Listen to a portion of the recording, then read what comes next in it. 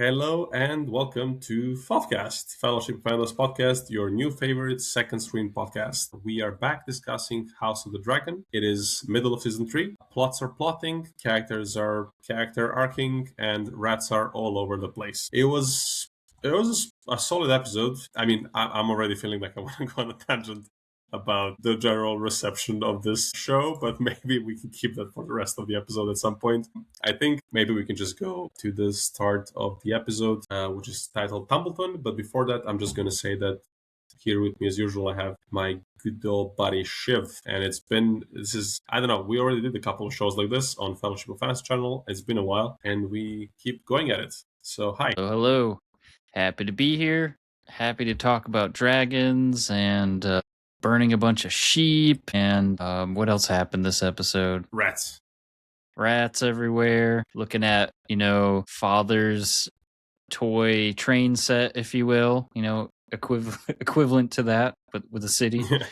Yeah, that's this episode. Good night. Yeah, pretty much. It has. I feel like the previous episodes had kind of more like cooler names, and this one is called Tumbleton, which is a town, a merchant town that basically is kind of conquered, but they basically surrendered because it's a very indefensible town. It's just full of merchants of the common folk and the Hightower soldiers, led by Sir Ormond Hightower. I guess conquer it, so I think they just kind of walked in, and they kind of start in one way or another harassing the Tumbleton small folk. They basically go to people's houses, and a few soldiers get assigned to each house, and tensions flare up, incidents arise, and classic war stuff. That's kind of the basically this main part of this plot.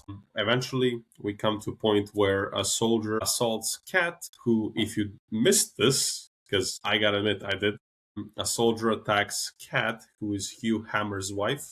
Hugh Hammer is the really cool-looking dragon seed rider from season 2. She is assaulted, her brother defends her, and then the soldier ends up being punished. And I guess we'll kind of discuss this whole thing because this is the subplot of the plot where we have Prince Daeron, who is the youngest son of Queen Alicent. He is here with Sir Ormond Hightower, and Sir Ormond and Daeron are kind of having their own little adventure here.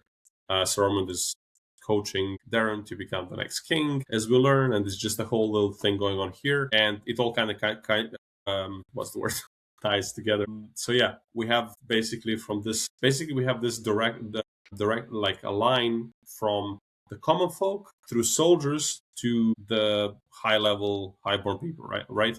So, and I guess that's kind of one of the main things this show is about, to show us how these big folk influence the small folk and vice versa. So, Shib, thoughts on this whole little subplot? Maybe we can start with the first part, with the soldier and the soldiers in general, this whole situation here, the political situation. Then we can go a bit deeper towards the plot, this little plot we have with Daeron and Ormond. So, what do you think of like the first bit of the episode? Well, unlike you, I definitely knew the whole time that Cat was Hugh Hammer's wife, without a doubt. Yeah, so other than that breakthrough before recording,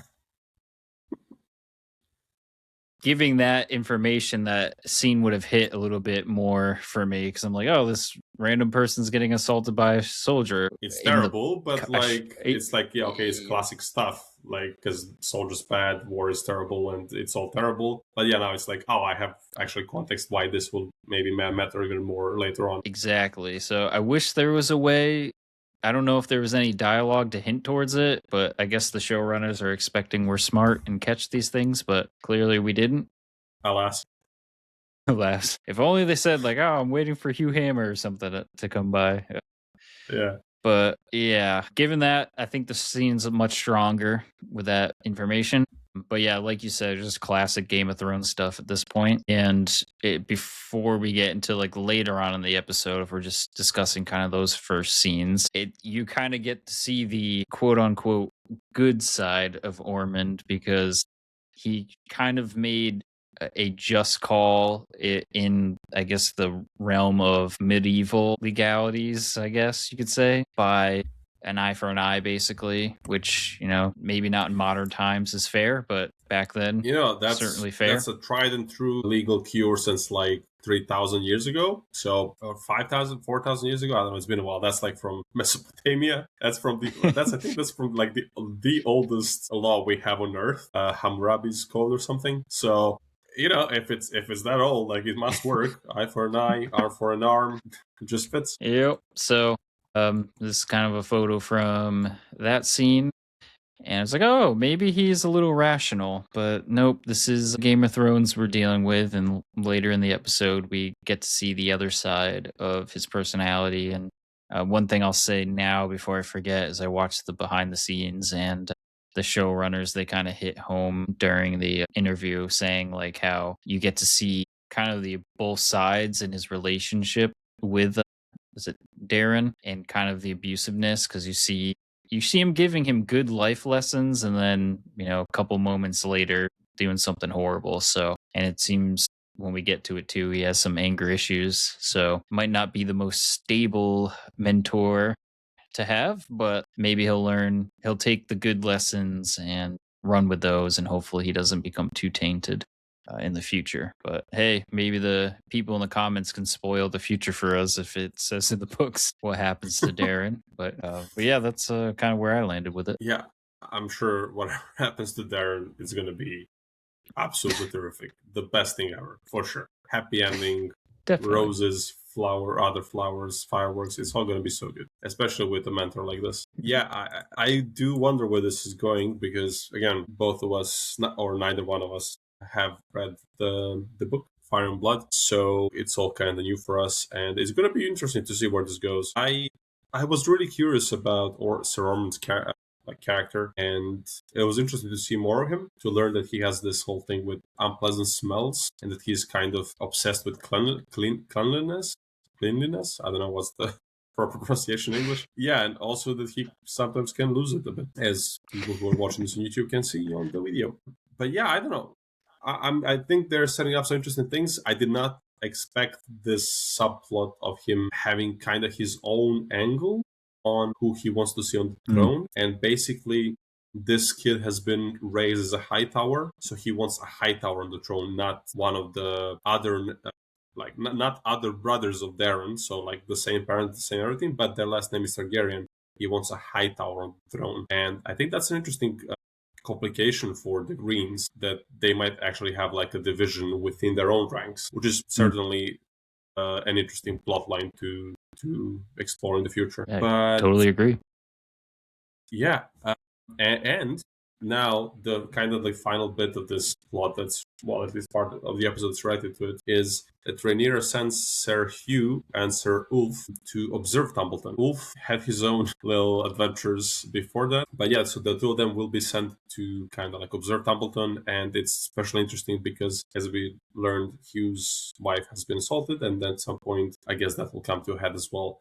But I guess Sir Ulf the White, this noble knight, can connect us also to what's going on in King's Landing, where before he is sent to Tumbleton, he visits his old buddies. And honestly, I understand. I respect that. Like, you came up in the world. What do you want to do? You want to go? You want to, well, obviously brag a little bit with your friends, but he did this. He was doing this even when he was on the bottom, and the fact that he's going there and he's like, "Hey, drinks are on me," and so on. I respect that. I think that's very fair. Look at me, I'm a prince now. Yeah, and he kind of comes back asking Rhaenyra to like give this guy a house, give that guy a house, make their life tax free. He's just like sticking it for the homies, like, how can you not like this? Like, this guy, that's I respect that a lot. He also tells Rhaenyra that people are hating on her, but that's a different matter. Yeah. And one thing I liked about this scene, and I'm sure it wasn't intentional, maybe it was, but it kind of reminds me of having to go through kind of a leadership transition in the workplace. So say like you're at a certain level, you make friends with your coworkers, and then you get promoted to a management position, and now you're in a position where you have to manage them. It's an interesting, awkward transition, and we basically get to see a version of that in the show, where now that he has some say, he's kind of like, it's like the kid getting elected for school council or whatever, where he's like, I want recess to be all day, you know. He's going around trying to give everyone everything. Comparison. So he learns pretty quickly. He doesn't have. Yeah. Hey, can't knock for tried. But yeah, that's kind of one thing that came through my mind. Hell yeah, recess is all day. I mean, I don't know. Like, if guys like him ruled the world, maybe it wouldn't be too bad. I don't know. Like, it couldn't get much worse, so it might be worth a try. Let's do some Dionysian anarchy or something. Like, drinks, food, people, friends, no money. It's fine. It'll be right. I mean, the hobbits kind of do that, and it works out for them. So exactly. That's all we need. Yeah, nice and easy. But what is not nice and easy is what's going on Rhaenyra's side of things specifically. Her small council is lacking, so she kind of says she asks Sir Alan to go get Sir Corlys Velaryon, who's her hand of the queen, to basically get back to the council. But because they had a bit of a falling out in the previous episode, because she refused to legitimize his two bastard sons, they kind of had a falling out, and he is leaving the town to hunt for the Triarchy pirates, remnants of the Triarchy pirates, who are kind of like raiding the coastline. And I mean, I guess you can kind of understand why he wants to do it. But on the other side, she is trying to strengthen her, small council. And yeah, she has Maester Orwell basically beat the Maester, her like main Maester. She does have a conversation with him as well about removing the High Septon, so the leader of the Fate of the Seven. And he has a couple of interesting comments there. And you can see that he's just kind of trying to give the best advice. I like this character. I don't feel like he is like two-faced or something. I think he's in a bad position at like the mercy of all these insane noble, like quote unquote nobles, because there's not really anything noble about all these people. I mean, I guess Rhaenyra is trying, but still, he's kind of at the mercy of all of them. And he's doing his best to give good advice, which I do respect. And then finally, we also have Mysaria, who proposes to Rhaenyra to make Torrhen Manderly the master of coin, so that he can, if it comes to it, so that he can also take the blame for the city's financial problems. So yeah, she's kind of making some moves to try to consolidate her power. Mysaria keeps giving good advice. I really like her character. She's constantly going on about the small folk, like the common folk, the people, just like all of us, not the billionaires, not the trillionaires, literally everybody else, the rest of us. She's doing this. So I feel like she is a very easy character to like. So yeah, what are you thinking of this whole situation with like the small council and all of these characters kind of having their own little things going on? Like Corlys is going here, Alan is kind of stepping in to soft replace him for a little bit. You have Orwell talking about High Septon. You have Mysaria proposing the new Master of Coin, so that then we get Torrhen Manderly, and then of course we'll get to Daemon and his adventures later on. But yeah, what's your take on this whole situation with the small council and all of that? Yeah, so her small council is looking pretty light right now, and it seems like she is getting most of her information from an old friend / current foe, Alicent. It's not a good spot to be in where you're relying on, maybe your closest enemy versus anyone in your own kingdom that should be having your back. So what I hope to see happen is Corlys comes back after his adventures and tries to help out with more seasoned information and guidance for her. So that's where I hope that goes in the future. Oh yeah, I agree. He's one of the characters I like the most, honestly. He just feels like a very stand-up dude with experience, wisdom, and strength and credibility to back it all up. And it's good to have him in your corner. And then the fact that they had this falling out, it's like, where's this going to go? Yeah. But what do you think of the others? So we have, Mr. Orwell, we have Mysaria, we now have Torrhen Manderly. What do you think of the whole little Avengers team she's assembling? Yeah, I don't know if you clocked it, but during this scene, I thought it was funny, the timing, because I think she came to him and was like, I need the records of all correspondence between this house and Y. Like, I don't remember who it was. And he kind of paused. It was kind of like okay, that's a huge ask, but let me see what I can do kind of thing. So I thought the timing of that scene was pretty funny. Yeah. But like you said, Yeah, like you said earlier, I feel like he's going to give decent information and guidance for her. So we'll have to see how that plays out. Mysteria as well, you mentioned, is providing her viewpoints for the common people, which is definitely something to be doing right now, especially when she's gotten feedback of the common folk uprising and starting to, I was about to say spray paint. I don't think they had that back then, but you paint the walls with some graffiti, if you will, and they're starting to basically question her rightful or unrightful claim to the throne. So very interesting. Of her kids, so of her kids, yeah, that's fair. That's fair. So yeah, I'd love to see where this is going to play out, because she's got a kingdom that might not be supporting her family. She's got a small council that's actually very small right now. She might need more help. And yeah, her allies are spread thin. Yeah, I do want to say with this image, you kind of have to put it in English alphabet, like in Latin alphabet in English. But it is just a bit of an interesting thing to see this, like, looking completely exactly as it would look in the real world. I mean, it's like, it's just the transcription in English, which they obviously do not use freely in that world. They do not speak English because they do not have the angles and the Normans and whoever else mixed to create the English language. But this is not Earth. But it's just a funny thing to see this on screen. But it's I just acknowledge it and I don't mind it, because it's like, you have to do it. Otherwise you have to, I mean, I guess there are workarounds. I think there are definitely workarounds around it. Like, they could have, I don't know if they made an alphabet, because, like Tolkien, for example, he did his own, he created like also like alphabet of sorts for his languages. You know what's weird? If they might have it for this, but maybe, I don't know. I think there could have been ways, but I also kind of understand, like, we'll just put this in English and it's fine. What's really strange about this is during the scene, like, the person in the shot either couldn't read, or they alluded to them not understanding, so someone read it out loud. Oh yeah.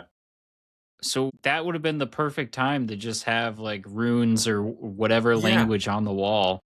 They explained it. So interesting. I don't know why that's what I mean. like there were ways to do it. Like, you could have maybe done this, but I don't know if they already maybe like used these. They do kind of use these words, I think, in like letters and so on. I think it's just like gets in your face a bit more, because it's like on a wall. It's almost like graffiti, and you kind of have to make it like more read. I don't know. I guess there were like maybe more ways to be a bit more original about it. But it's just an interesting little bit, I guess. But yeah, we got Daemon also going around on his quests. In the previous episode, Rhaenyra mentioned that she was gonna send Daemon to get some money, basically like gold tribute from the houses that swore their allegiance to her. And he goes to the Whale and he asks and receives gold from Lady Jane. But then, and they have an interesting back and forth and like kind of like negotiations and so on. But Daemon managed to get some amount of gold from her, and as he's about to fly away, his dragon, Caraxes, kind of disobeys him and takes him to an unexpected direction, and basically takes him to Rhaenyra and Sheepstealer. And that's a big moment. It's also a cool scene, and I think the actors did a really, really great job of just looking as broken as possible. She's been absolutely traumatized with these, I don't know, at this point, at least several weeks of wandering around and being with Sheepstealer. And also, she just reminds me of someone so much, I cannot figure out whom. But yeah, anyway, they meet up, and Daemon attempts to help her at least feel a bit better about Jace's death, but she flees in the end, and he then decides to take the head of one of the shepherds he sees nearby, and the remnants of the head, and say that that's Sheepstealer's rider. But yeah, before we go through like this whole scene with Daemon back in the King's Landing, maybe like let's what do you think of this? And like, do you think it kind of made sense? What did you think of the visuals as well? Really liked, whether it was intentional or not, the foreshadowing, because we know that Sheepstealer is unwieldy and we can't really control. And we kind of got that right before the scene started, where Daemon's dragon was, disobeying him. And like, I was like, oh, I wonder where the scene's going to go. And like, it's like after the fact, okay, that great. And Ironically, though, like when it's kind of like a trope in shows, right? Where like someone's in a predicament and then someone just shows up that can solve their problem. And like in this case, it's the what would you call him? Like a shepherd, basically. Shepherd was in the field and just like, oh, I know what I can do. But the thing with this is, the thing with this whole world is, the problem is never actually solved. It's just gonna fester, and Delay keep festering, then it's gonna explode in your face, even worse later on. Yep, fair point. And I remember people were looking at the skeleton. I can put that back up, and it appeared that multiple characters were questioning the validity of that. So, including Rhaenyra, I believe. So, Yeah. I'm sure that's going to cause additional headaches in the future episodes for sure. 100%. It's one of those things where it's like, it's a train wreck, and it's going to be interesting to look at it. This is the show. This is like you're watching a very long 6 to 8 years of production worth of a train wreck. Train bursting into another train, and nobody has a good time. Everybody has a terrible time. It's basically uncut gems spread across decades. Oh my god. Yeah, but let's see. So I think one of the final bits in the show is that Alicent also discovers that Helaena is pregnant. I'll be honest, I kind of don't remember this fully. Can you take me through this scene? I feel like, is this okay? I'm glad you mentioned that, because it didn't clock until after for me, because where I'm assuming this happened was Alicent was trying to help her put her robe on or something, and she kept denying her from helping. And I was like, what? For me, it was like, oh, did she overhear something when she was talking with Rhaenyra and was upset with her? Like, that's where my mind went. It didn't go towards pregnancy, so. Yeah, same. And then later, I don't know. Yeah. Yep. So I think the show maybe could have done better there of showing somehow hinting towards it better. But maybe this is one of those scenarios where the book readers know this is going to happen and we don't, so it's less obvious for us. But that makes for a good viewing, I guess. Yeah. I do wonder if it's one of those things where it's just like the modern day and age and we're just not paying enough attention. But I do feel like there is definitely a level of responsibility to the show itself, or at least like to the external constraints that the show has to kind of play within, like the fact that they cut the show to 8 episodes. I think that's going to be the number moving forward, even though Game of Thrones traditionally had like 10 episodes. And I don't know. It is what it is. I did want to have a small tangent towards, I'm watching The Sopranos for the first time, and you can really see the pace, the rhythm of like 25 to 30 years ago of this show. It's just so much slower. There's so many of these details, but it is, even though it's slower and like it doesn't hold your hand, and they do a lot of these little they mention something in this episode that's not relevant for like 3 more episodes, and yet I do find it easier to follow in The Sopranos. So I do wonder if it's just also I don't know if it's the quality of the writing or something, but I do feel like I kind of miss out on some of these small details sometimes. But I don't know. What do you think? Yeah, I couldn't agree more. I feel like The Sopranos, you're able to follow the story a little bit closely and catch some of these smaller details. But I will say I wasn't watching Sopranos real time and I was binging it. So there is a potential of, having that luxury of going through at the same time. But I'm definitely missing a lot this season for sure. So maybe I would have benefited to doing like a rewatch of previous seasons. Yeah, I did a recap, or like I watched a recap and just kind of like read about it, but it's still sometimes there's just like these small things. I don't know. It's also like this is also one of the shows that I feel like kind of rewards rewatching things. So that's also a good thing. Like there's the level of rewatchability, which is a good quality to have. But I think there are kind of like 1 or 2 more things to go through, and then we kind of cover the episode. So we have Sir Criston and Sir Gawain reaching Harrenhal, and they learn that at least Alice claims that Aemon is gone. We don't know where Aemon is or what happened to him. So that's just this like weird little scene here in this haunted halls of Harren the Black. I think that was his name. So any, I guess, quick thoughts on this? Like you had also Sir Gawain is kind of thinking that there isn't much hope for the cause, but Criston decides that they are going to, I guess, start waging guerrilla warfare against the army of Rhaenyra that's somewhere nearby. So that's kind of like what's going on in this scene. Yeah, any comments? Yeah, the only thing, I don't know if you caught it, when they were entering the castle, there was loud rumblings. And my thought went to, does that mean the dragon is still there and they're hiding somewhere? Because Aemond was, pretty badly wounded. So is he hiding somewhere in the castle right now? Yeah, I think that could be certainly an option. I think if I had to make a bet, I think he would still be somewhere around. But I think it's going to be interesting to see if they take this as a fact and just leave, or what's going to happen over there. But speaking of dragons and them being around in places, I did not expect this, but Aegon and Larys go to find Sunfyre's corpse, which Aegon then mourns. They have like this little encounter with some guys asking for money to touch the dragon, which is like, hey, I guess in a war economy, you gotta make do. You gotta pay the bills somehow.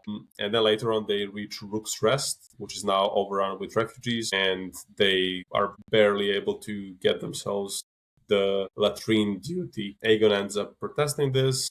He is obviously struggling a lot to accept the fact that he's not the king, or at least at this point he's not the king anymore, and then ends up having to kind of humiliate himself by kissing the feet of the guy who's kind of in charge of that place. But yeah, it's like the last big battle that we had, I think, in season 2, and now we are seeing the aftermath of that. So yeah, I don't know, I guess like some final comments on like Aegon and Larys' journey. I'm not sure what their plan is, or at least not maybe the plan, because I guess they're trying to get across the seas, I think. But where is this plot line going to go? I think that's the big question I have. Yeah, I feel like he's going to somehow become the rightful heir to the throne at some point, at least to one of the families, or maybe he's going to be separate and do it himself. But it's Game of Thrones, right? We got to add another player to the game. So I could see that happening. I don't know how it's going to get there. It seems like a long journey, but that's most likely what's going to happen. And the other comment I wanted to make is like they did a good job of making the foot kissing scene super gross.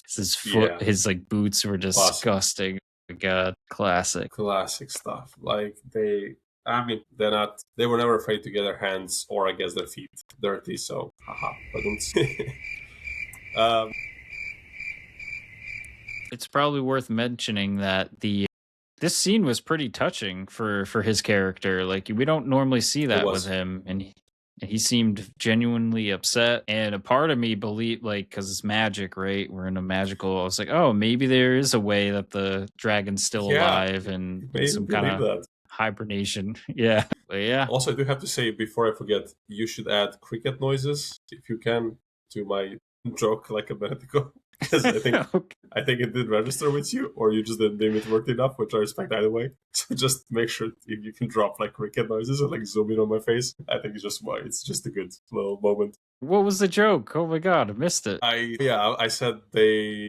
I guess when you were commenting on the feet that they were dirty, I said they were quite gross, and I guess HBO never had an issue of getting their hands or their feet dirty. But God, I missed it. Yeah.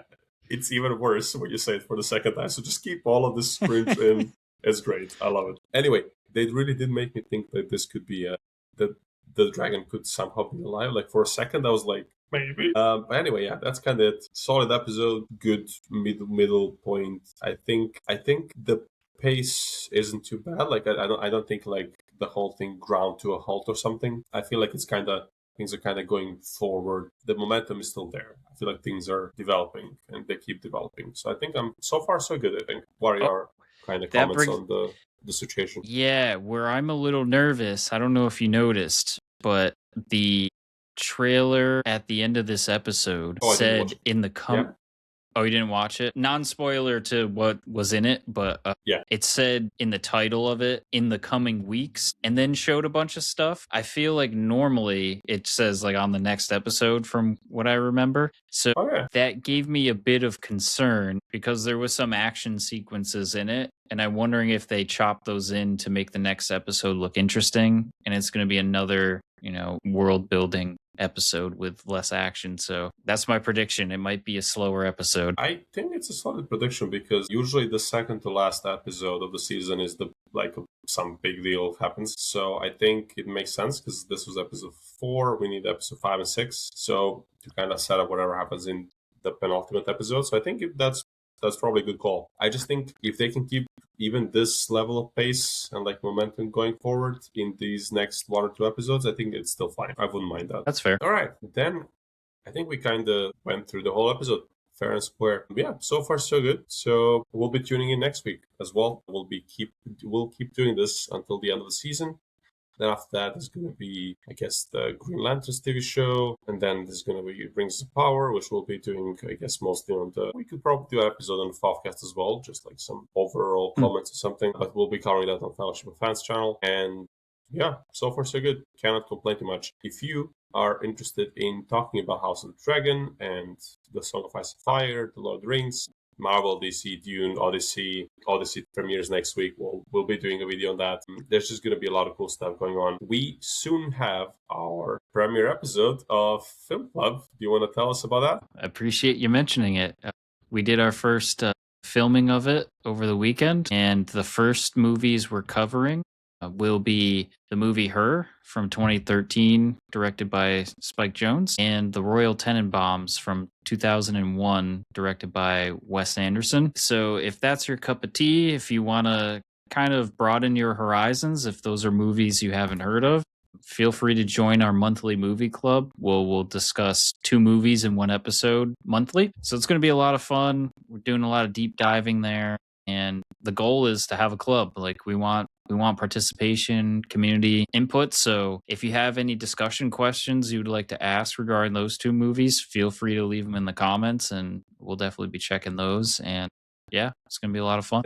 Yeah, we are still setting up things within this new channel. There are really cool things to come. So yeah, join the Discord. Link should be in the comment. It's a really cool place. People talk about all the stuff all the time. And we even had a very active group of people talking about the World Cup. So our general chat has never been more alive, I think. So yeah, it's just a pretty nice community full of really cool nerds like William and you all are. So hell yeah. But yeah, I think with that, that should be it for this episode. We'll be back in a week or maybe even earlier. The Odyssey video should hopefully come out very soon, hopefully before the next House of the Dragon episode, I guess, but we'll see about that.